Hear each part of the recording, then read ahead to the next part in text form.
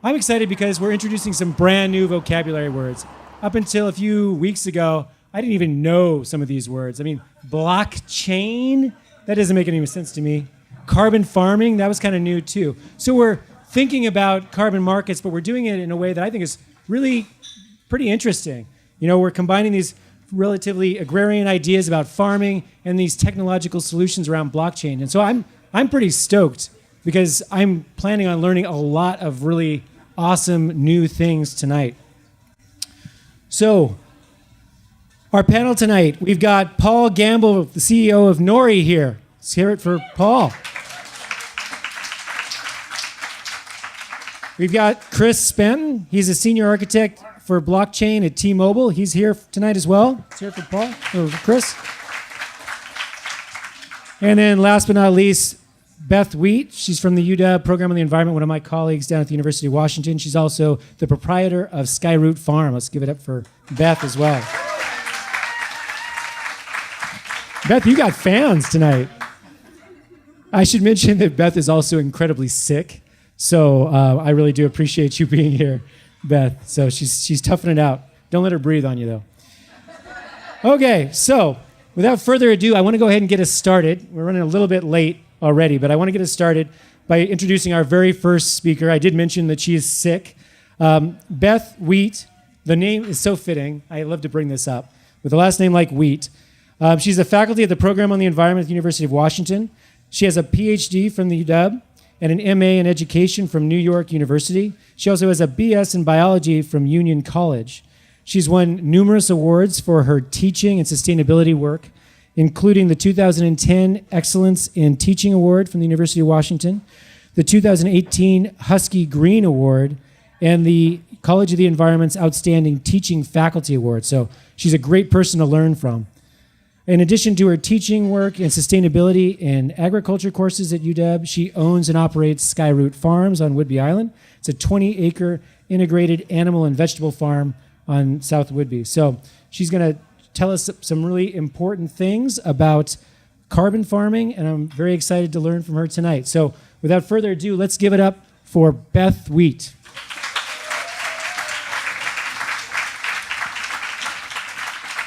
Ready?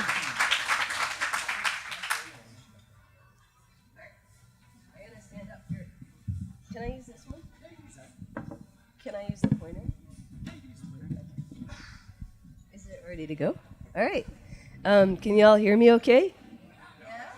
Yes. Well, thanks for coming out tonight. And I'll try to, I promise not to, I don't promise. I hope it won't be boring. I hope it'll be very exciting. And I'm just going to quickly kind of walk through some of the ways in which agriculture can be part of a climate solution. And I think I'm really inspired by that work. And so I'll just start off by telling you a little bit about how we're doing some of the work of trying to take carbon out of the atmosphere and store it in the soil on our farm, and how other farms might be doing that as well across the country. So this is the landscape of our farm. Our farm is a 20-acre farm on the south end of Whidbey Island, and that's actually 100% what it looks like. Isn't that crazy? I love that. Yes, a student came by to our farm, and he had a device.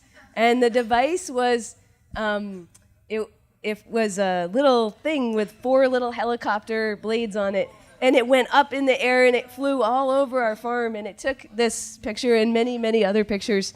And one of the things that was amazing about it, if you've ever read the book, in the book, The Wee Free Men, has anybody ever read the book, The Wee Free Men? Oh, gosh. Oh, gosh. Oh, whaley. Well, there was, in that book, the description of a mythical being called a hiver. And the hiver sounded like these bees, all these bees buzzing together, which is what this device sounded like when it went up in the air. And what's amazing about that was how the goats responded.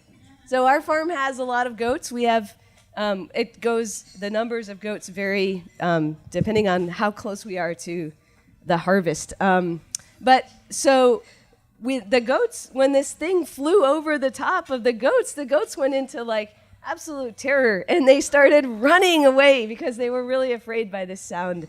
And I think maybe they just didn't want to get their pictures taken. The farm consists, and the way the picture is taken here, the farm part of the farm seems much actually larger than it is. The place where we're growing vegetables is just under 3 acres of tilled land that we grow vegetables on. And the rest, almost all of the rest of the farm is pasture and grazing land. And we'll talk a little bit about how we use that. And the farm raises an incredible amount of produce on 3 acres. We support 70 families through a CSA, which is a community-supported agriculture program. And we sell about the same amount in terms of quantity of food at a local farmer's market. We also sell to chefs and restaurants.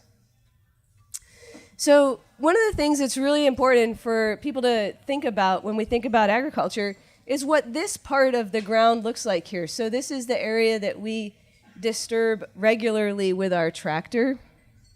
And since we started farming here, we've begun to see changes in the soil as a consequence of using the tractor on this land. And one of the first consequences that we saw was really a profound shift in the number of earthworms on the farm, and not in the way you'd like to see. So the more we use the tractor, the fewer the earthworms. And so that was kind of a big shift. But we're kind of excited about what we're doing. We're applying a lot of compost. We're growing cover crops. We're trying to nurture our soil, but we're losing our earthworms. So I might come back to that in a little bit. But one of the things that happens when a farmer starts to, there's only one graph, I promise. When a farmer starts to disturb the soil, and here's just a graph. This comes from an old book on the nature. It's called The Nature and Properties of Soils. And it's a study that came out of the Midwest. But when you look at what happens on any farm, when you start to plow, the amount of organic matter, I forgot. It's really important that when I say organic matter, you think carbon. Yeah? Okay, so I forgot that part. That's very, very important. If I say organic matter, the only thing you should hear is like comforting. It should be carbon. Organic matter and carbon are essentially equivalent when we start to talk about soils. When we started plowing the Great Prairies of the American West, you can see the signature of carbon release if you go back in time looking at like ice cores and other things like that. You can see the signature of the carbon that was released from all that plowing. It releases a lot of carbon. So disturbing the soil is something that releases carbon. And here you can see, when they started farming, they lost a lot of the organic matter in their soil, almost 50% of it. And then they started to learn about how important organic matter, or carbon, was to the functioning of a soil ecosystem. So this farm started to change the way they were farming. And you can see that with a very abrupt change, they started to begin to store carbon back in their soils. So both these things that are represented in this graph are really important, because what I'm going to describe are the management changes that can happen in order to help us store that carbon in the soil. Does that make sense? You guys have any questions? I can go on. I'm doing okay. All right, it's good. Keep going. So we all know this comes from the IPCC report, the Intergovernmental Panel on Climate Change. This is just a picture of how carbon moves through the world. And carbon is such a great molecule. It's the fourth most abundant molecule on our planet. It's really important for the basis of all life on our planet. Well, actually almost all life on the planet. And carbon is really good at changing forms. And we love the fact that carbon is good at changing forms, right? Because we make use of that in order to burn things, to take the energy that's released when we change carbon's form from, say, a solid form to a gaseous form that releases energy. And we make use of that to fuel a lot of what we do in our society. In this picture, there are a lot of different processes that are shown where carbon either is going up into the atmosphere, so like fossil fuel burning, or coming down from the atmosphere, say through a process like photosynthesis. Plants bring carbon into their systems and they store it. They build hard things like wood. Wood is a lignin is a carbon molecule. And those molecules can eventually break down and become soil carbon, right? So that's the part of this cycle that I want to talk a little bit about. Roots are probably the most undervalued piece of this whole equation. And this is a picture that's coming out of research at the Land Institute in Kansas. And I love this because roots are like breathing underground, yeah? Only they breathe on like a different time scale than you and I breathe on. This is a perennial prairie grass that is growing on the prairies in Kansas. And this is the root mass of that grass in September. In juxtaposition right here, you can't really see it. That's an annual grass. You see that right there? Okay, fine. You don't see it because it's not really there. This is the annual grass has finally started to grow and put on enough root mass that you can see the annual grass. Meanwhile, look what the perennial grass is doing in December. Some of that deep root mass has kind of shrunk back. The whole thing kind of looks a little bit hunkered down for the winter. In March, it's still beginning to grow as the season and the days start getting longer. And you can see the annual plant has grown a nice taproot. The annual plant got real big in June, but look what happened. Look what happened to that perennial grass. It put on like double the biomass from what it had in September. And that's underground breathing. Every year, the perennial grass, the grass that grows back year after year, it puts on this biomass, and then it dies back. And as it dies back underground, it's storing carbon in the soil. So it's like a super awesome carbon pump, right? Taking carbon that's in the atmosphere that's giving us a hard time and storing it underground. And not just like right at the surface underground, not like an annual plant. These prairie plants are storing carbon 2 or 3 meters deep, and that's like 9 or 10 feet underground. It's brilliant. That's regenerative agriculture. You know how you can make these plants grow better? What's the best way to make those grasses grow better? Does anybody know? Yeah, don't till them. Graze them. Graze them. Get animals on that land. If you get animals on that land, they graze it down, and don't leave the animals on the land. Keep the animals moving, but they'll graze it down. The grass will start to do what's called compensatory growth, and it'll regrow, and it will store even more carbon underground. So grazing has this incredible advantageous effect. How am I doing in time here? Do I have like 4 minutes? Sure. Okay, so this is some experimentation that they've been doing at the Land Institute. Here you can see this is a perennial grass at the height of summer, and you can see it's nice and green. Meanwhile, the annual grass, which hasn't been irrigated, is all brown and dead. And part of that has to do with the water storage in these plant roots not being very deep. But the other part is that because they had to till and plow and disc and then plant this ground, they lost a lot of the stored water that was in this ground. Whereas on this ground, because it was a perennial grass or a grass that just grows back every year without replanting, it's still green because they were able to store the water in the soil as well as the carbon. So the cycle of disturbance leads us not only to emitting carbon, but also to losing our water reserves, another really critical feature of agriculture. So on our farm, how are we doing things differently? Well, one of the main things that's happening here that you can't see is the goats because they ran away. But we have a herd that varies between 16 and 20 goats. At the height of the summer, this past summer, we had 100 sheep come and visit our farm for a short period of time. and help us because we don't have quite as many grazers as we need to graze the land we have.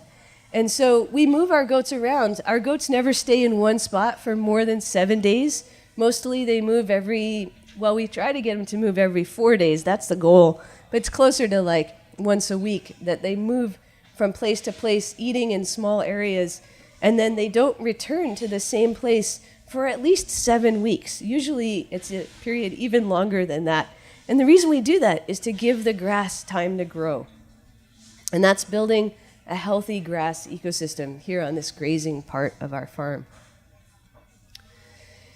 So we're trying really hard to think about how are we storing organic matter, because when you add organic matter to soil, a lot of beautiful things happen. And this is just a picture of all the beautiful things that are taking place when you just add a little extra carbon to your soil. You get more happy microbes, you get more decomposition, you get more nutrients being released, and that means healthy plants. You get better soil aggregation. That's like how the soil crumbles.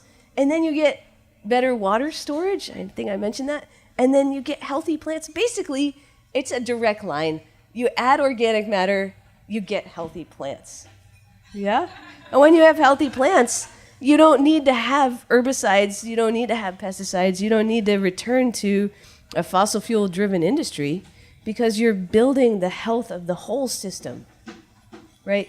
I have failed to do that in my own body, but on my farm, I'm doing a very good job. Well, I don't know. I'm trying hard to do a good job. So what are some of the things we're doing? One of the things we're doing is our farm has a wetland, and we've been doing a lot of work restoring that wetland, planting, removing invasives, planting natives, and trying to create a really diverse and meaningful habitat in the riparian area of this little stream that bisects our farm. And that work has been going awesomely. You should come visit and see. We do a lot with grazing. We raise chickens, both for meat as well as eggs. We move our goats around, and we have shepherds in training. We have a shepherds in training program. You can bring your children to the farm, and they can practice being shepherds. And there really is nothing better than watching a grazer chew. If you didn't do it yet today, you should really think about it. There's something absolutely magical about the fact that these animals can take a bunch of stuff that I can't eat. They can take blackberry, they can take whatever they want, actually. Goats are really good at eating just about anything, and they turn it into food that I can eat. And that's a tough thing, because these are goats that we love, and we have a relationship with, and that's also a deep piece of our farms, and I'm happy to talk about that later. But we're also building orchards. So the other thing that's really awesome about regenerative agriculture, agriculture that's regenerating landscapes, is that you can use perennial plantings of trees to slow the motion of water as it goes downhill. And so with my tractor, I hooked up a plow, and I plowed these cuts into the soil so that I could plant orchard trees on the hillside and slow down the motion of water and turn it into a perennial system that has a third dimension of productivity. So over time, this is going to become an incredibly productive apple cider orchard. And underneath the apple cider here, we're going to be running pigs that are going to eat some of our apples. And we're going to be running turkeys, and it's going to be awesome. And they're going to be protected from all these things by the trees in the third dimension. Anyway, just wait and see. This is a couple of folks who are here tonight helping plant plant these swales with the first batch of trees that are coming in. And all of those trees are being nourished by a relationship with bacteria and fungus. And this is some of the fungus that helps sustain the trees on our farm. And that's another way we're adding carbon back into our soils. This kind of work doesn't happen without a lot of human input. If you try to cut corners and you try to not have humans be part of this, it means you have to turn to using quite a lot of fossil fuels to do this, right? So that's a really important piece of how we're doing it on our farm. But that's what it's going to look like in a couple of years. We also grow a lot of vegetables, and we're practicing, to come back to the earthworms, because we've started to see a decline in our earthworms, we're starting to practice our agriculture differently, which has also been another big input of human labor. But we're doing no-till practices with a human scale. So we're digging a lot of our beds with a broad fork. How many of you know what a broad fork is? Oh, that's so great. But we're scaling that up. On a 3-acre farm, broad forking 3 acres is big work. And some of the folks who are here tonight know how that big work is. It's hard.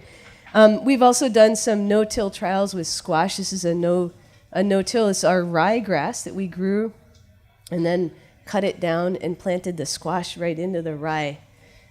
Killing the rye is actually really hard. So a lot of times in no-till agriculture on larger scales, herbicides are used.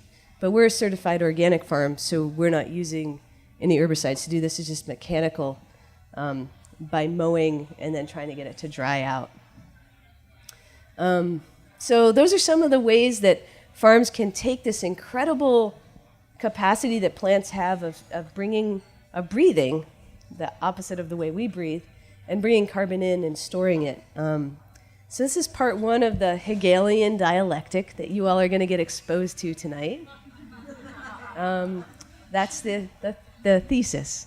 So I think it's time for the antithesis.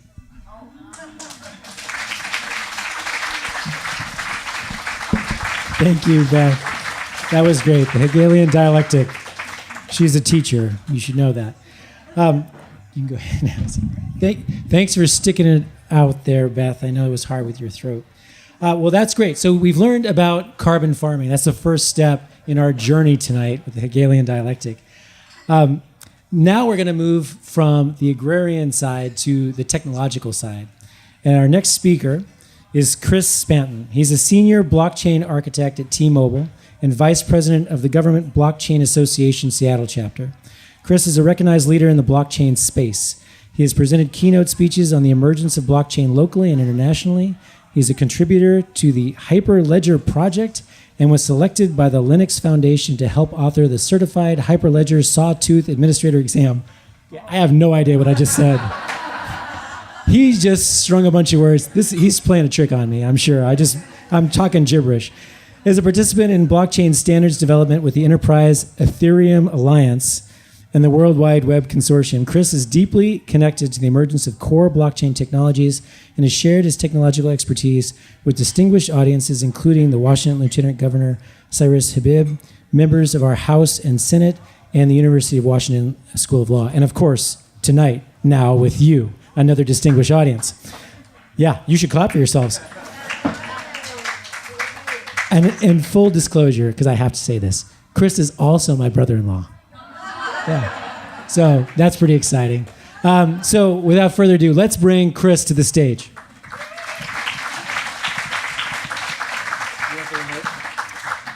Right there. Yeah. Thanks, Sean. Appreciate it. So thanks everybody for coming out. One more quick round of applause for Beth. Really appreciate that, right? She did a really, really fantastic job. And we're going to take a very different topic here now. I'm going to talk about blockchain technology. As Sean mentioned, this is something that I work every day in, both kind of leading the standards that are being developed around the industry and developing solutions that are being implemented by big and small businesses. And then once I'm done, and I'm going to try really hard not to bore everybody to death here, we're going to get Paul, the CEO of Nori, up on stage, and he's going to bring both of these two topics back together, right? And help us understand how blockchains are being used to help solve the climate change problem. So I'm going to shy away from that for the most part and just talk a little bit about the technology and hopefully bring you guys along so you kind of understand when Paul comes up what this stuff is and maybe how it works a little bit. So blockchain and cryptocurrency, and that's the first thing I really want to talk about here. I'm not all that mobile. I can't walk. So one of the first things that I hear when I talk about blockchain is that, hey, that Bitcoin thing, I heard about that. That's what we're talking about, right? And the answer is, well, kind of. Blockchain is certainly this, Bitcoin, right? This is the 2008 white paper of Satoshi Nakamoto. And this is kind of what started it all. Just over 10 years ago, the blockchain process started with this white paper. And he said something kind of interesting in here. This is my big takeaway. And if you're interested in blockchain, you kind of want to, you're one of those types who likes to get into the roots of where things came from, I really recommend reading this white paper. But I'm a huge nerd, so that's the kind of thing I'm into. And what he said is that blockchain and really Bitcoin is an electronic payment system based on cryptographic proof instead of trust. And that was my, if you take one thing away from his white paper, that to me is it. It's really replacing trust with cryptographic proof. And as we look at exploring blockchain around businesses, around the climate space, around the kind of greater ecosystem that's looking at adopting these technologies, that is a repeat line of thinking. There are other cool things that this does, but replacing trust with cryptographic proof, that's pretty important. And we can think of a lot of different ways that trust is applied around us. And I think Paul, he'll touch a little bit on that. Now, how do blockchains replace trust with cryptographic proof? Well, they have this process called consensus. Consensus, and maybe you've heard of Bitcoin mining, this terrible thing that uses all the power in central Washington, right? Okay, so we'll address that a little bit later, I think. But what Satoshi said about mining Bitcoin is that the proof of work involves scanning for a value that, when hashed, such as with SHA-256, the hash begins with a number of 0 bits. That's it. That is a succinct definition of Bitcoin mining. Now, I don't expect that makes much sense to people that aren't like me and work in this stuff every day. Suffice it to say that they're literally consuming energy to bring security to this process. It's not the most ideal solution, and we will look at blockchain in a lot of different areas. We don't have to include that part of it. As we see at the top, right, the proof of work where you're doing that mining, that is one of many consensus algorithms that are being used by the industry, and it's the only one that burns energy to get to the part where we can replace trust with cryptographic proof.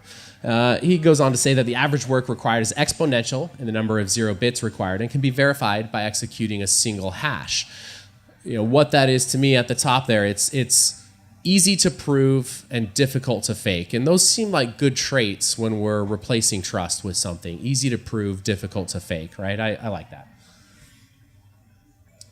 Okay, so this is where we kind of get into it a little bit. I'm going to try to go pretty quick. This is blockchain in a nutshell. It's called blockchain because it's these blocks of data.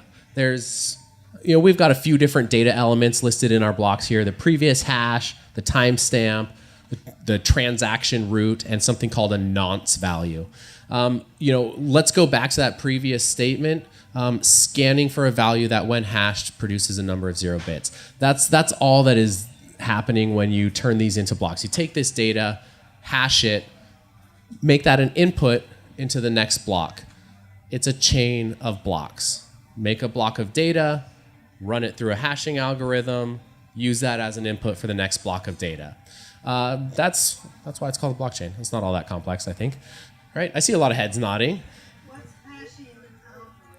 Yeah, hashing algorithms. Let's just leave that one. Suffice it to say, it's a cryptographic process whereby you can take any amount of data and produce a unique code. You put in X, it produces Y. Every time you put in X, it produces Y. You change anything about X, it produces not Y.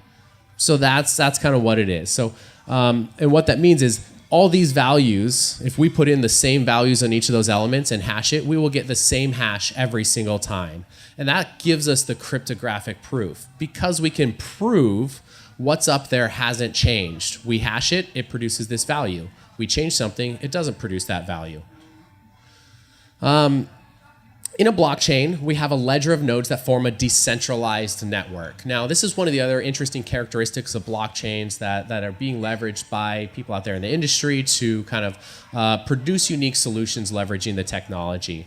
This decentralized network, and you see a centralized one there where you've got a little bit in the middle and it kind of spreads data out to all the edges.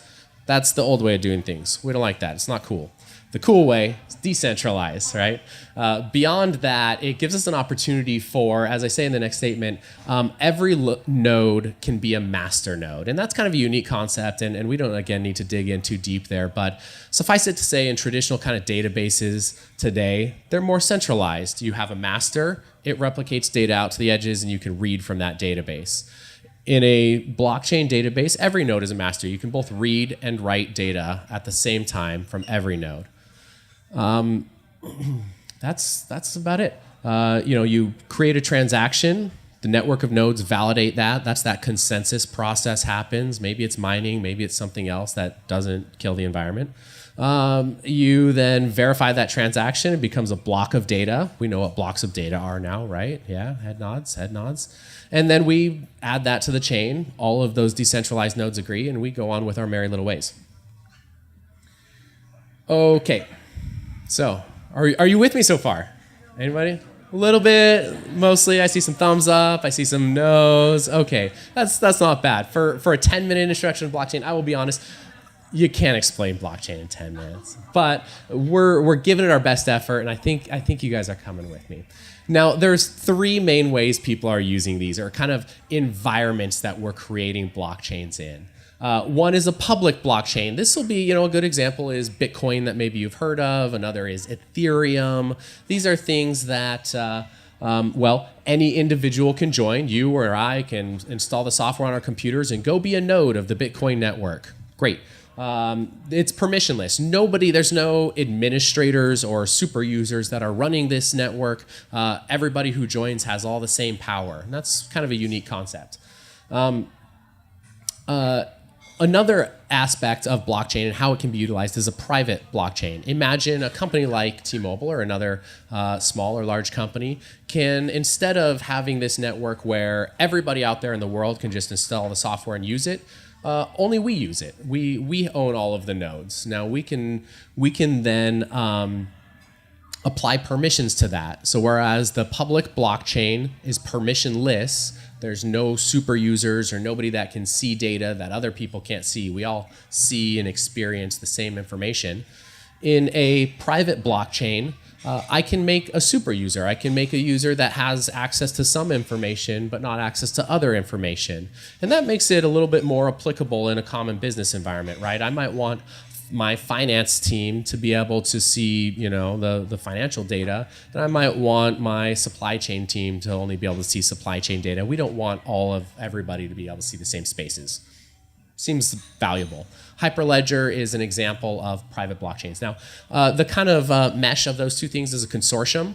Imagine rather than just my company owning these nodes and hosting this, we have still a private permission blockchain, which you guys all know what that is now. That's pretty cool. We're learning things. But we have multiple companies. One thing that we heard recently is that we've got big companies now forcing their supply chain partners to participate in their blockchain solutions so that they can trace leafy greens and help us better understand when E. coli outbreaks and other outbreaks of leafy green vegetables are happening, when and where that came from.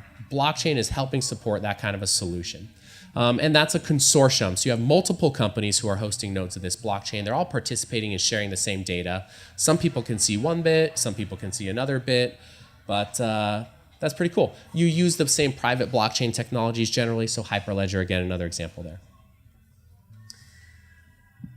Okay, blockchains in business. I'm going to just breeze right past this. The big idea here about blockchains and businesses like T-Mobile is that we can use these to produce more efficient business operations, reduce costs of some of the things we're doing around supply chain management and other spaces. But how businesses around us are using blockchains is I think a lot less interesting than how we're changing the world through saving the environment with blockchains. But what this does mean is that we can be more efficient as a company, and that's both in terms of things like energy consumption as well as delivering services at better values to people, and saving people money is pretty cool too. So I guess that's all right. This slide is really just to say that as much as blockchain is still an emerging technology, the industry is very nascent.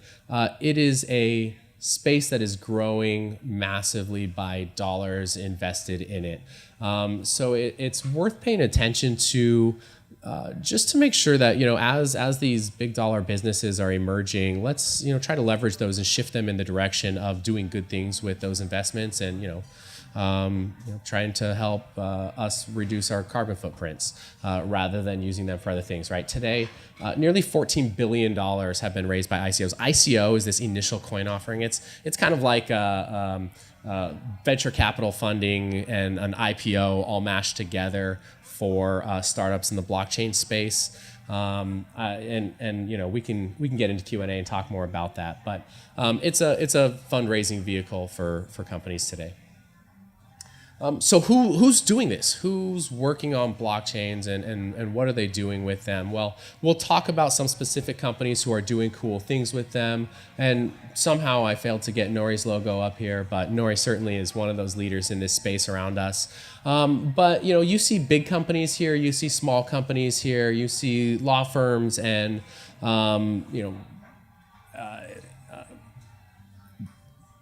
venture capital. You see also small companies like Dragon Chain or Unicorn. All kinds of different people are working in it. And that's just some sources. So that's it. I'm not going to bore you any longer. This is kind of a technology that will allow us to operate our businesses in new ways, and along with that, replacing trust with cryptographic proof. It'll allow us to interact with things like carbon sequestration in ways that maybe we can trust we're actually making a change with the investments that we're putting in there. So there's one quick question, because this is Beth who is just presenting for us. I'm going to give it to her. We're going to save the rest of the questions for the end. We'll have a little Q&A. What do you got, Beth?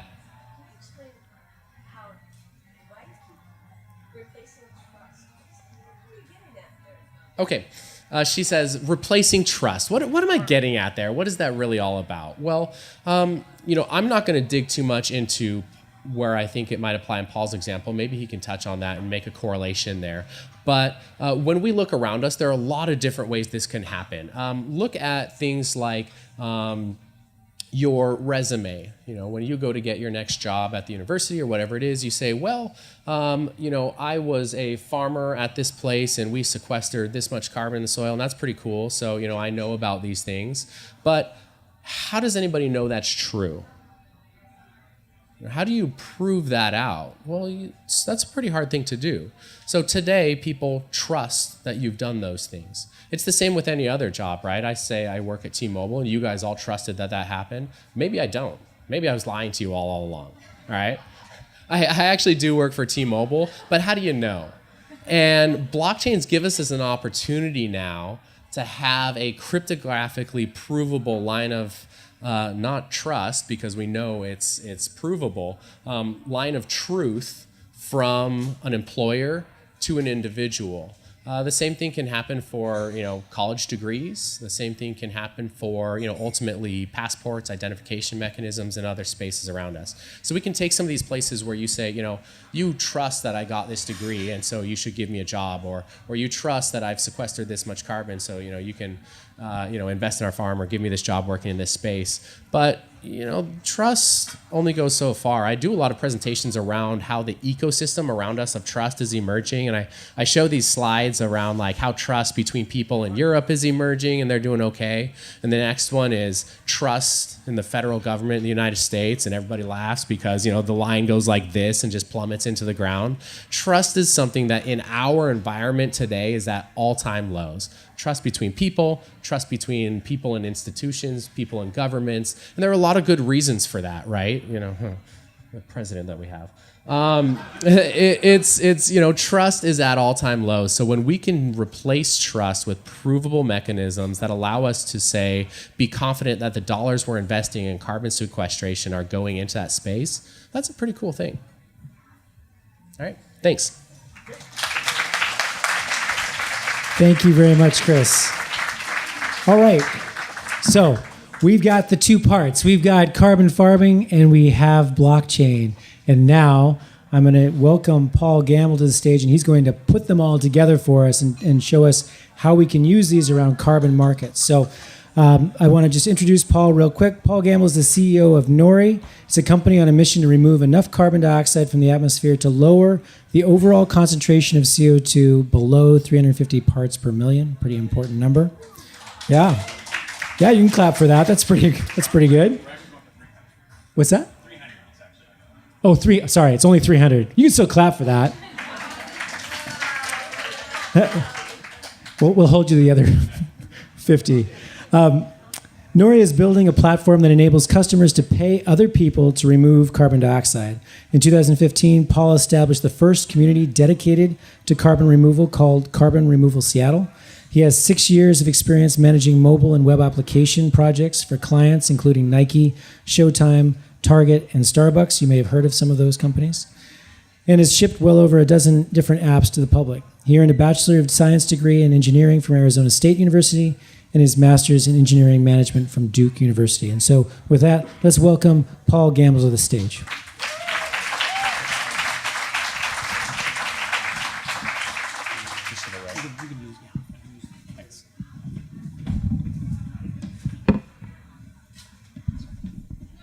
Hi. So, like Sean said, I'm the CEO, one of the co-founders of Nori. We are a 10-person team. We're headquartered out of Ballard. And like you said, our mission is to reverse climate change. Now, we all know how serious of a threat it is, and I want to propose a slightly different way of thinking about it. I think that climate change is a really, really straightforward problem. It's just arithmetic. There are too many greenhouse gases up in the atmosphere. And there are, fortunately, plenty of different methods, technologies, and processes available to us to actually remove that CO2. And Beth gave a great talk on how soil sequestration can do so, and I'll touch on that briefly. But at Nori, we tend to think of these different methods in terms of 3 different buckets. The first is ecological methods. The second are industrial methods, and the third are hybrid approaches that combine the two. So I'm going to talk about those briefly because what we really need to be focusing on with dealing with climate change is not just making things less bad, but drawing CO2 out of the atmosphere. So the first, ecological. Beth gave a great talk about regenerative agriculture. I'll probably talk about that more because that's actually what we're focusing on primarily initially. But other ecological methods could include afforestation, so planting trees, or growing kelp. It's incredibly easy to grow kelp. You just need water and a little bit of rope. And that's actually how we got our name, Nori. It's Japanese for seaweed. So then there are the industrial methods. This is a mock that's not real of something that's called direct air capture. So there are a number of different companies around the world right now already building machinery that will pull in air from the atmosphere. They'll separate out the CO2 from the rest of the gases. And then they can do different things with that CO2. They can inject it into underground rock formations where it will mineralize and turn into rock. Or they can sell it to companies that might want to use it to manufacture products like plastics out of it. There are also other methods like embedding CO2 in construction materials. So there are companies that make carbon negative cements right now. And there are also, there's a growing industry around what's called cross-laminated timber. So this is sustainably harvested wood, and then it's like super plywood. So you take these planks of wood and they're cross-hatched, so they're like at 90-degree angles to each other. And then with adhesive and hydraulic presses, they can form these beams out of this wood that are stronger than steel and are fire resistant. And they're also beautiful. And the cool thing about them is that the factories that are being built, there's one that's being built in Spokane right now by a company called, I think that's Cantera, that what they do is they will build the frames for these buildings in the factory. So when they ship to the construction site, they're already put together. All you have to do is just like put them together like Legos or Lincoln Logs or something. So those are kind of the different approaches, and there are many, many more that are coming, and many that haven't been invented yet. The problem right now is that these different methods for carbon removal aren't receiving finance. They're not receiving attention on them. And that's a problem that we aim to solve, because there actually exists quite a bit of demand by different corporations to pay for this service of sequestering carbon. Let me talk about two different kinds of groups that do this. The first group on the left, these are companies that have agriculture in their supply chain. So think of food producers or apparel makers with cotton or something like that. They want to see their farmers transitioning to regenerative agricultural practices, because they're going to see higher crop yields over time. They're going to see better water retention. They're going to buy less fertilizer. They're going to buy less fuel. They don't need such large equipment to do it. So there's a lot of cost savings, and for the farmer, the grower. And a lot of that savings is going to filter up the supply chain as well. So for these companies, think of like the really large food companies. Paying their farmers to sequester carbon in their soil is an investment in their own financial future. So it makes financial sense for them to do something that's going to remove carbon from the atmosphere. So they just need a way to do that. And the challenge is that it's really difficult to actually measure and verify the carbon that's been removed while farming. And no one has yet put together the infrastructure that makes that possible, until Nori has come along now. The other group are companies that are socially conscious. They're making commitments to deal with their impacts on the world, and they're investing in social impact projects. And they're doing this because it's good for their bottom line. There's a lot of research that's been coming out over the last 5 to 10 years, and this has been a cultural shift. This is a new thing, that companies that invest in this sort of activity see higher revenues than companies that don't. They're more profitable. And think about it, like if you guys as individual consumers, you're probably choosing to buy your products and services from brands that you feel like you can trust in some way, that you feel like they're doing some sort of positive good in the world. So these companies are out there making pretty grandiose claims that they want to be carbon neutral by 2025 or 2030. But here's the thing. They don't have any clue how they're going to do that, because it's not possible for them to get carbon dioxide completely out of their supply chain. Their employees need to travel, they need to fly to different places. There's emissions from the manufacturing or whatever it is that they do. So in order to meet those goals, Nori is making it incredibly simple for them to pay for sequestering carbon dioxide. So let me show you how talk you through how what we do works. We are building a market that makes it incredibly easy for people to pay for sequestering CO2. Now, this isn't like your parents' carbon markets. These exist. Carbon markets exist, but there are lots of problems with them. For one, they're rife with double counting and fraud. There are huge, huge problems with this. So also, they focus almost exclusively on carbon avoidance. All that they're doing is trying to reduce the amount of future emissions, but no one is doing anything about the past emissions that have already occurred. And that's what Nori is focusing on exclusively, because we are only a carbon removal market. So there are two kind of sides to this market. There are suppliers, there are people who remove carbon dioxide, and there are buyers. These are the people who pay for it. So whenever a supplier removes a ton of CO2, they're going to get that verified by an independent third-party verifier. That's going to conform to standards and accounting rules that Nori has created and gotten certified by a peer review committee of different academics from universities around the country. So when they remove a ton, we verify that, and then we issue them a certificate. We call this a carbon removal certificate, or a CRC. They can then list that CRC for sale, where it can be purchased by one of those types of companies that I was just talking about. And this is where blockchain comes into this. Because like I mentioned, there are problems of double counting and fraud in the existing markets. Double counting means that one person owns the certificate and then they count that towards their carbon emissions, and then they sell that same certificate to someone else, and then they count that against their carbon emissions. And pretty soon this certificate trades hands multiple times, and you've had all these people say, yep, we reduced a ton of carbon dioxide, and in reality it's only ever been one. With blockchain, and when Chris was talking about distributed trust, and this kind of goes back to your question, Beth, what this enables us to do is to say, we can prove to you with math that doesn't really matter, that just happens in the background, that whoever owns the certificate is the one who actually owns it. And if it changes ownership, the record of that is available. Blockchain is just a ledger. It's just a record of transactions that have happened. And it can't be changed, it can't be corrupted, it can't be bribed. It's just going to exist, and it brings an incredible amount of transparency to this. So the suppliers remove CO2, they get a CRC, and then they can sell that to a buyer. And in exchange, the buyer is going to give the supplier one of our Nori tokens. When you have blockchains, you also have to get cryptocurrencies. You can't have one without the other. They exist simultaneously. So what Nori is doing is we're creating the Nori tokens. These are a medium of exchange. It's just another currency. It's another type of money.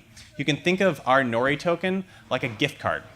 It's a gift card for a future ton of carbon dioxide. If you buy the token, then you haven't yet paid for carbon removal, but you can in the future. And so the supplier receives the token, and then they can go sell that for cash or another cryptocurrency or whatever they want to do. But we're creating a market around this so that it's very easy for them to transact in this. And that token is going to give us a few really amazing advantages, but I'll tell you about the most important one, which is for decades, economists and policymakers everywhere have been saying we need a price on carbon. And we don't have one. We have many different prices on carbon that people can estimate and come up with, but we don't have anything that is truly driven by market demand. And so whatever the price of the Nori token is, because it's going to float freely relative to the dollar, whatever the price of the Nori token is can be seen as that global reference price for carbon. So that's what we're doing. That's I think, to me, that's the most exciting thing about this, is that we're creating this thing that people can use. So even if you're not going to participate in the Nori market, you can still look at the price of the Nori token and know what people are paying for carbon. And that's useful for policymakers, for auditors, for financial planners, for people working in corporate offices. That's going to provide a lot of utility to the world. So right now, we're actually pre-selling a lot of these tokens. And if anyone is actually interested in offsetting your own carbon emissions, we have not launched our marketplace yet, but we aim to do so in the early part of next year. And so if you are interested in doing that, I would direct you towards republic.co/Nori, where we are conducting a sale of these, and you can purchase these and then use them after we launch for offsetting your own carbon emissions. We're also selling to investors right now. That's how we're fundraising. But just remember, one Nori token always purchases 1 ton of CO2. So that's it. I'll leave it there. We can go to Q&A on the panel. Couple things to point out to you. So if you want to learn more, go to nori.com. Also, we have a podcast that we host weekly called the Reversing Climate Change Podcast. We interview people throughout the different spaces of what we're doing. So people in the blockchain space, people who are working on different methods of carbon removal. We've talked with farmers, we've talked with ranchers, we've even talked with regulators, because there's a lot of regulation around how this whole thing works. So it's our effort to make this a much more accessible sort of thing so that you can understand what's going on. So definitely check that out in your favorite podcast app. And with that, I will end there. Thank you.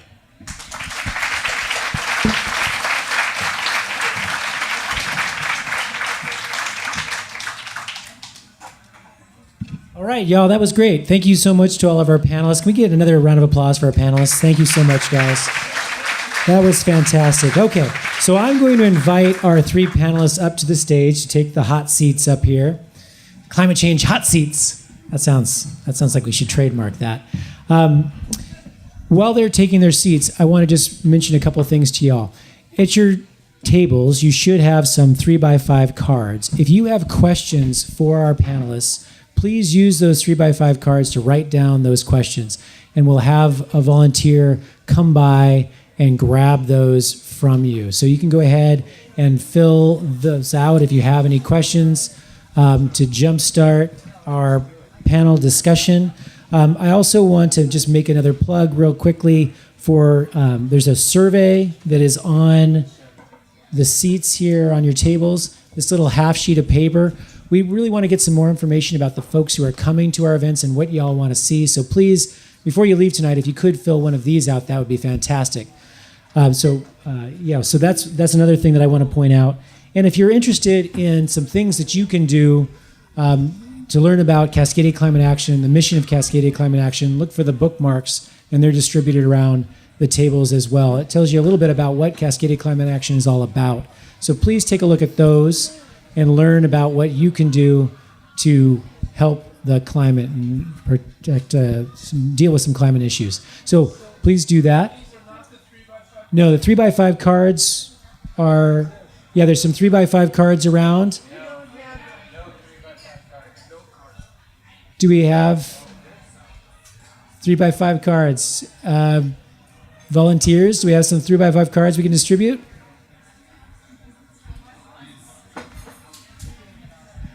I'll tell you what, if we don't have 3x5 cards at our table, then you could...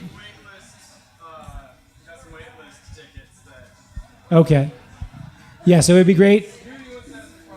Yeah, you also, if you want to use the backside of the half sheet, that's fine too. You can do that. But please feel free to fill out the cards so you can ask some questions of our panelists.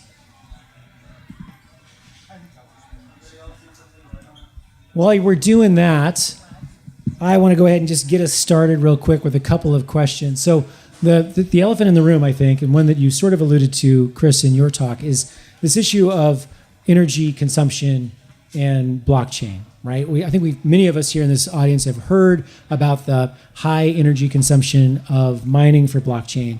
And I'm wondering how we can use blockchain as a technology to combat climate change if it's using so much energy in the process. So maybe you, Chris, or you, Paul, can speak to that issue. So when Chris was talking about the consensus mechanism that's used for the mining process, it really just means that you have a lot of computer hardware that's running a lot of math calculations really, really quickly, and that's generating a lot of heat, and that uses a lot of energy to do that. There are a lot of different types of blockchains out there. Bitcoin is just one, and there are many others. Nori is building on one that's called Ethereum.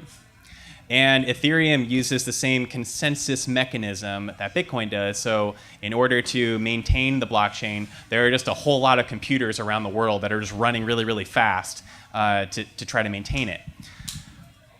Ethereum is moving towards a different sort of mechanism that simulates all of that heavy-duty math calculation with software. So it's basically going to get rid of that problem, but it's a difficult just like software development process to transition to that.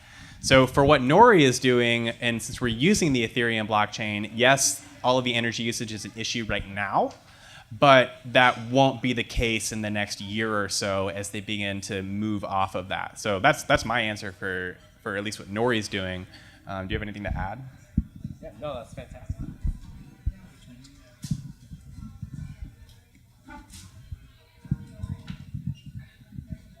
All right, switching the mics here.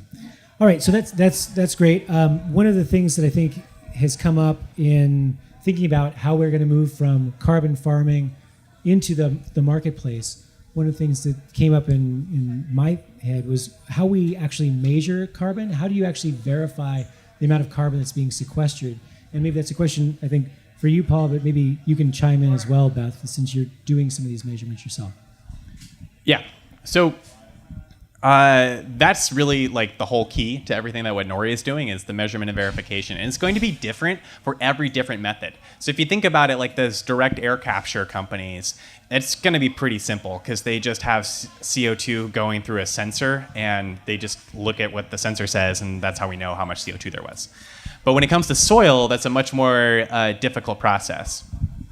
You can't just take a soil sample every year and know how much organic matter has changed over time. There's too much imprecision in that measurement. You can do that every 10 years. So what we're doing in order to get us a little bit more precision in those numbers is we're partnering with a group at Colorado State University. They're called Comet Farm. They've been building a model over the last 25 years where they take in different data from the farm, your cropping practices, what crops you're growing, how much water you're using, where your parcel of land is located. And they've also simultaneously been collecting soil samples from 1,200 different regions around the country for the last 25 years. And by taking all of that data and running it through their model, they're actually able to come up with a really reliable estimate on how much soil carbon you have in your soil. And then we have independent verifiers assure that the data that the farmer reports is accurate, and then they have to keep reporting that. They get audited every 3 years. And then after 10 years of doing this, a soil core sample has to be taken, and then we will see like the actual final numbers, because then we can be very, very accurate with that.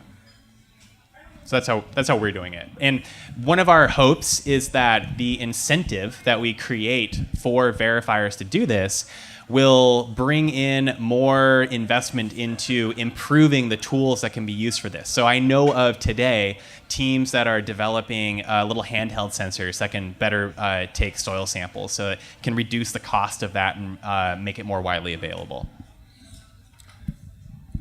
So Beth, I mean, what are you doing on your farm to kind of get an estimate of the kind of carbon or the amount of carbon that you're able to sequester? Yeah, so I feel like I'm about to die, but I think one of the really curious questions for me is that, from my perspective as a very small farmer and the scale of farms, our farm is very small. Most of you are not eating from a farm like my farm. And the picture that I painted of the way we're sequestering carbon on my farm is not the way that carbon is being sequestered on a farm that is a couple thousand acres. And that's really important to keep in mind, because most of the calories that we're eating are coming from farms that are a couple of thousands of acres. They're really different scales. And so I painted for you a very cheerful picture of a farm, and I think that's the kind of farm that you should invest in.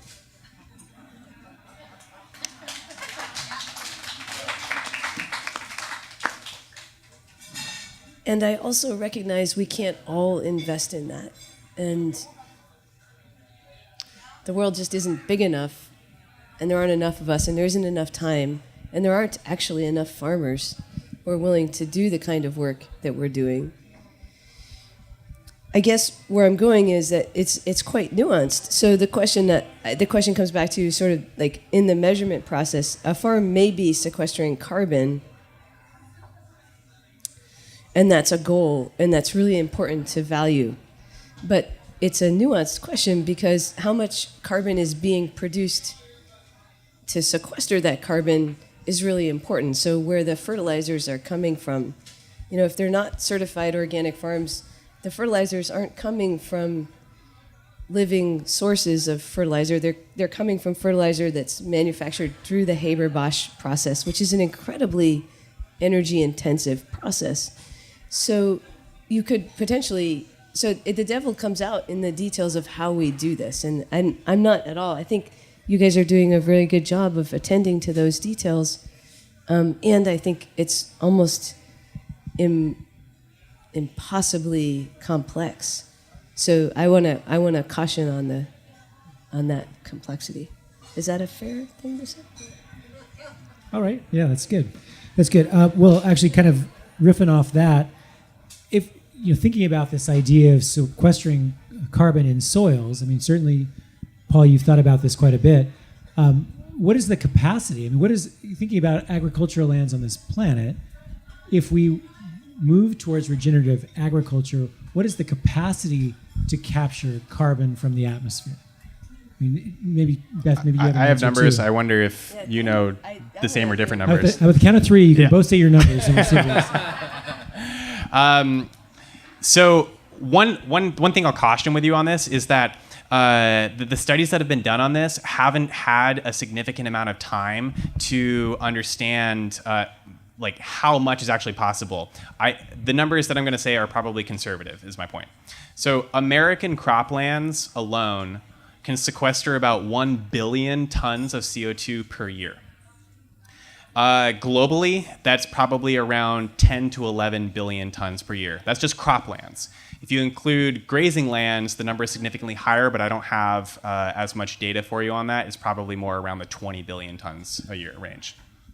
Yeah, and so the back of the envelope calculation that I have heard, and I don't have verified it, but it's very similar and not as conservative, which is that if we were to be able to take all of the land that we currently do agriculture on, not grazing land, but food, like row crop agriculture, and we were to increase the amount of organic matter in the soils by 2%, we would sequester all the carbon that's been burned since 1950. Yeah, the point is that it's a lot. You can do a lot of that, and That's unverified. I don't want to speak on that as a scientist. Yeah, the thing is too. Also, like the studies that these numbers are based on, they've been taking soil core samples down to 30 centimeters, and what they're finding is that if they perhaps take those deeper to 45 centimeters, they might be finding more. And if they also, it had been thought that you would pretty much saturate your soil after about 20 years, and they're finding that you can actually go a lot longer depending on what the soil is like in your region. So that's why the numbers are conservative. So just to continue on that line of thought, though, can we do this? Can we sequester that much carbon and still maintain the yields that we need for a growing population, thinking that our population is going to continue to grow? Is that the case? Do you feel like you can say that, Beth? Ooh. We might disagree here. So, and this is again about the approach, because I'm thinking about regenerative agriculture. And so to be a farm that is practicing regenerative agriculture, you have to first be a certified organic farm. That's part of the standards that are being developed right now. And Patagonia is leading the way in developing a industry standard for use of the word regenerative. It's very important to have an industry standard. It's like saying something sustainable. There's no industry standard for sustainable. It's a stupid word. Everyone should stop using it.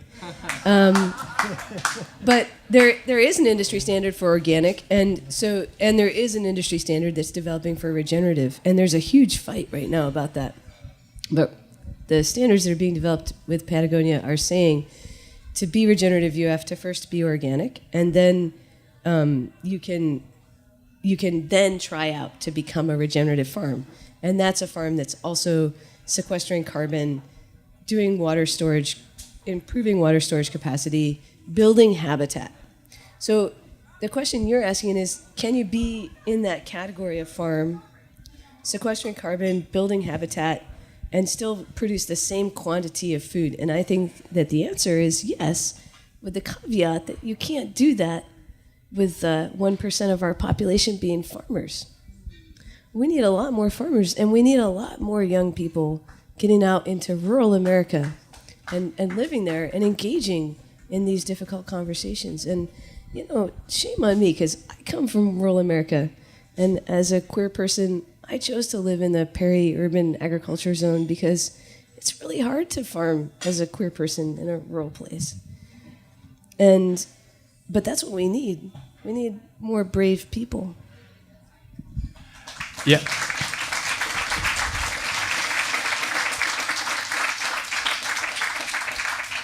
I'll add to that. I think that what can really make a difference is if there is an incentive, a financial incentive in place. If people have a way to make money from farming the carbon into their soil, then that will attract more people to this business.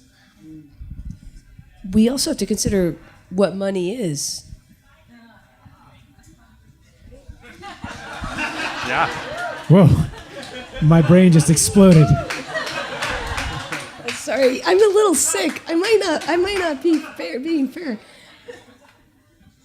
But you're right. You're right. You can't do this if you can't earn a livelihood. That's really the hope of what we're doing with Nori, is that by creating this financial incentive, by connecting the people who want to pay for sequestering carbon, that will generate all sorts of new jobs, new businesses, new products, new industries. Carbon removal is going to be a multi-trillion-dollar industry that doesn't exist yet. And what it needs is a way for people to be able to transact in that. And farmers are going to be big recipients of those payments. And what's awesome about that is again considering like who benefits from the things that we do. And a lot of times right now, farmers are the last people to benefit from the policies that are getting made. And so thinking about ways like what Nori is doing of putting a farmer first, and anything that we can do to reduce the divide between the wealthiest people in America and the less wealthy people is going to make America great.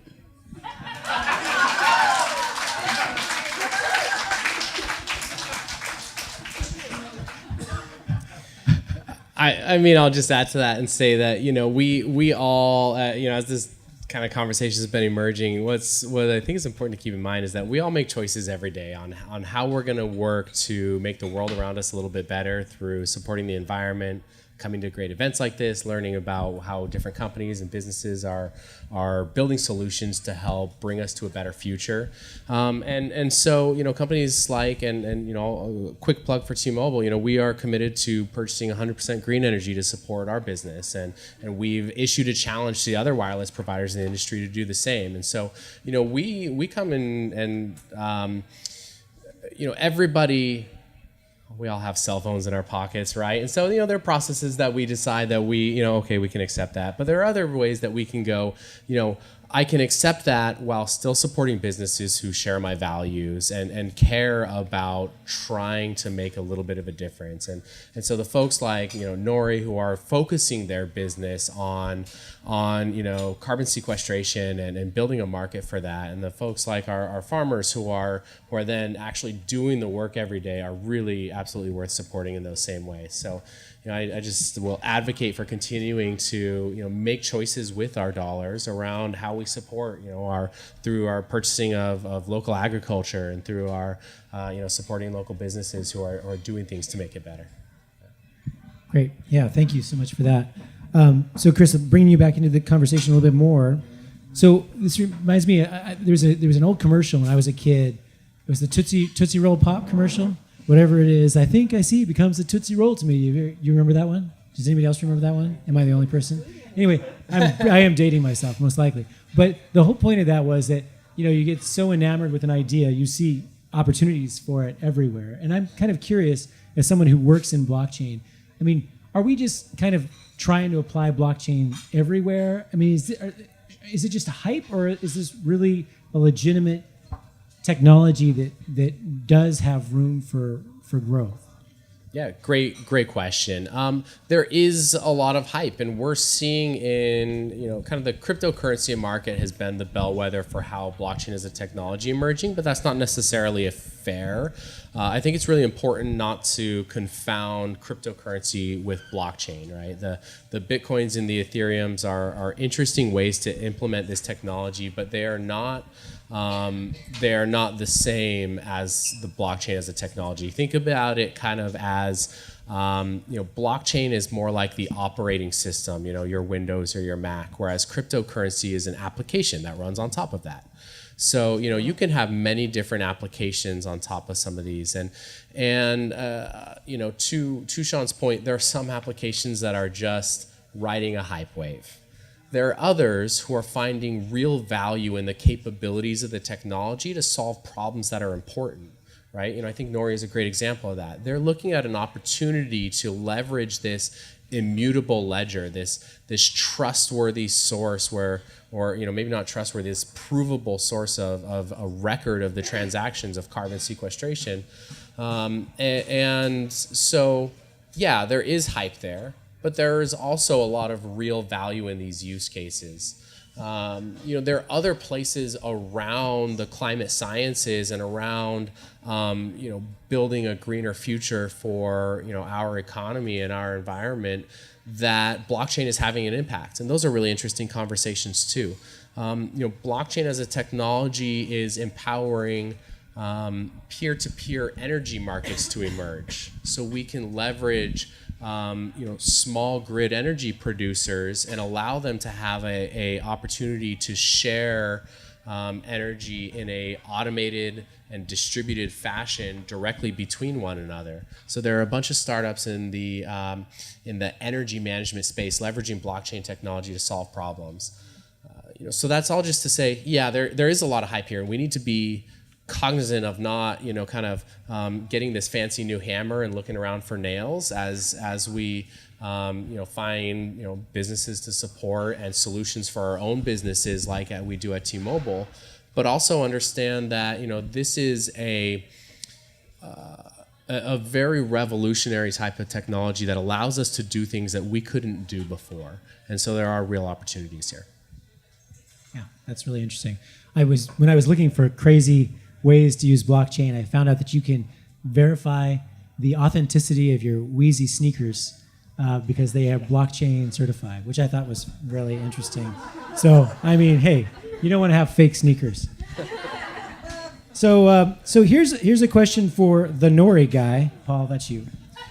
And this really comes down to this idea of trust, right? One of the questions I think maybe needs to be clarified is, if the buyer, the supplier of the carbon, whether it's the farmer who's farming it or the person who's buying the coins, if it comes down to trusting, say for instance, your third-party verifier, if that's trust in you or the verifier, how is that different than just a traditional market?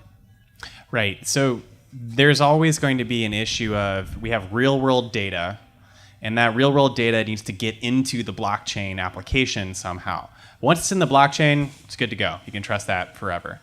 If I can interject really quickly for you nerds out here in the blockchain space, we call this the oracles problem. Google it. It's a thing, I promise. All right, go ahead. That's correct. So we're dealing with this in a few different ways. It is a problem, like you said. So verifiers have to be certified to standards that we are setting. This is very similar to the way that the current carbon markets work. And they have to provide certain assurances about the data that's there. The farmer then has to continually provide data every single year, and that data gets audited every 3 years. So there are different people interacting with this. And then at the end, a soil core sample is taken, and that's going to be far more definitive. So we're doing this in the same way that people do this in other industries. You audit the verifiers. The other thing is that we're creating what we're calling our self-insurance mechanism. So when we create these tokens, these Nori tokens, these gift cards for carbon, we're holding back 20% of them, and we're putting them into an insurance reserve so that if a buyer purchases a carbon removal certificate that sometime down the road turns out to not be valid, maybe there was leakage in some way, or there was a nefarious verifier, or there was just a mismeasurement of it. We are going to use our insurance reserve to go buy new carbon removal certificates on behalf of the buyer and give them to the buyer. So we make a guarantee to the buyer that no matter what, if you paid for 10 tons of carbon, you're going to receive 10 valid tons of carbon removed. So that's our guarantee and our way to mitigate any risk associated with that.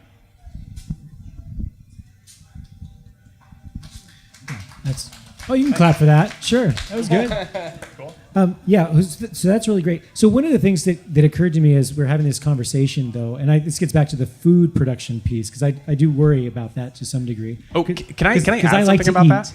What's that? Can I? There's one more thing I wanted to add about that question. Oh, sure. Actually, so when farmers transition from conventional ag to regenerative ag, they initially see lower total crop yields over the first maybe 5 to 7 years. After that point onward, because they have more productive land, they're going to see increased crop yields over time. So that's one of the longer term benefits from that, is that you can get more food out of the same land by using this compared to conventional. Yeah, that's really interesting.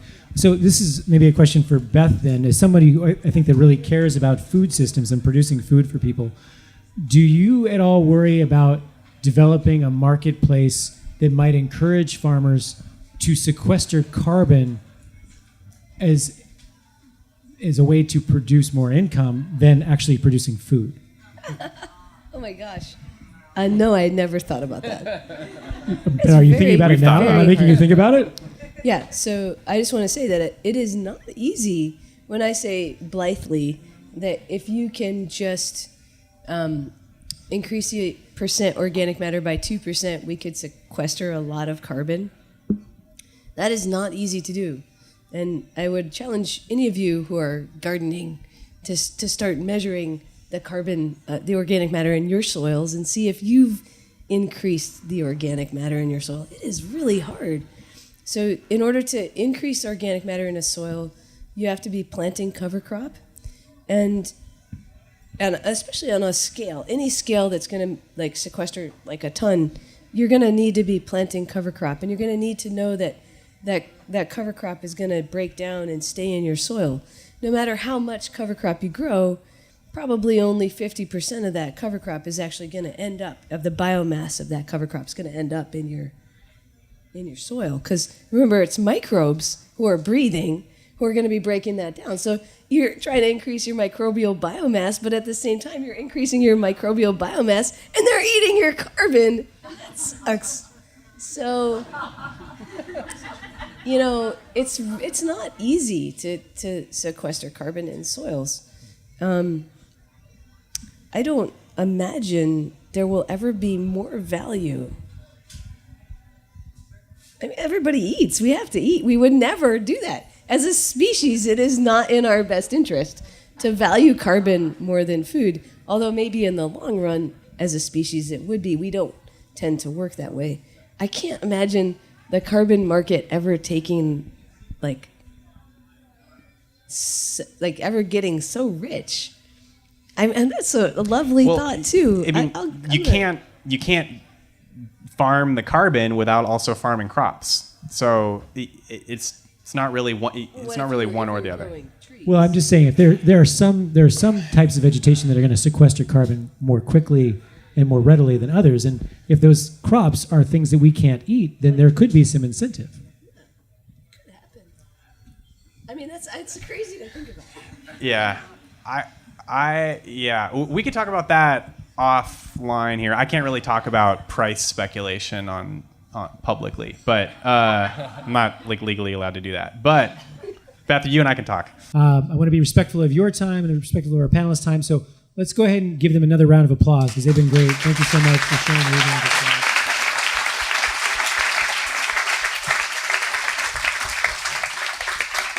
You guys deserve it. Thank you so much. Before everybody heads out, I just want to make a couple quick plugs. First of all, this event is sponsored by Cascadia Climate Action. And as the name implies, Cascadia Climate Action is all about climate action. What we really would like all of you here to do is to take at least one action on behalf of the climate. And in order to do that one thing, you can come over here and see our table and identify some action that you might take, whether that's registering to vote or writing one of your representatives, exploring public transit, or just signing petitions. Those are some things that you can do. You can also go to the Cascadia Climate Action website and learn about other actions you can take, other events you can get involved with. You can learn about hearings that are coming up and ways that you can get involved and make your voice heard. So please check out the website and learn about all the things that are going on in our local area and ways that you can get engaged. So please do that. Check that out. Also, I really would like to make a plug for you to join us for our next event, which will be December 3rd. It's going to be at the Queen Anne Beer Hall. It's going to be a very special holiday edition of Climate Science on Tap. We're going to focus on a very hopeful message about what we all can do to support climate action. We've got a great lineup of speakers who are going to talk about how we can communicate about climate action in a positive way, how we can deal with anxiety, grief, and turn that into action, and ways that we can rally and become positive activists for climate action in our own ways. And so that's going to be a great group of both climate scientists and non-climate scientists coming together for that discussion. And I really do strongly encourage you all to attend. It is in a new venue for us, much bigger venue, so that'll be fun. Not that we don't all like being cozy, of course, but please do come and join us for that. And then last but not least, I just want to thank once again our panelists. Let's hear it for the panelists one more time. You guys deserve it. Thank you so much. And I want to give a big thank you to our Cascadia Climate Action volunteers that have been circulating around and been helping out. So big thank you to them as well. And then, of course, the Naked City staff for hosting us tonight. So make sure that you tip your servers well. And the last thing that I will say is that these folks are, I think, happy to stick around a little bit. If you have a couple more questions you want to ask them, hit them up and get your questions answered. Our program on climate change, graduate students are around. Raise your hands again, guys. And if you have any questions about climate change and climate change research happening at the University of Washington, they will be happy to answer those questions for you. Just take the time to get to know these folks, get your questions answered before you head out. So without saying anything else, I just want to say thank you and have a great night. And we'll see you next time. Thank you.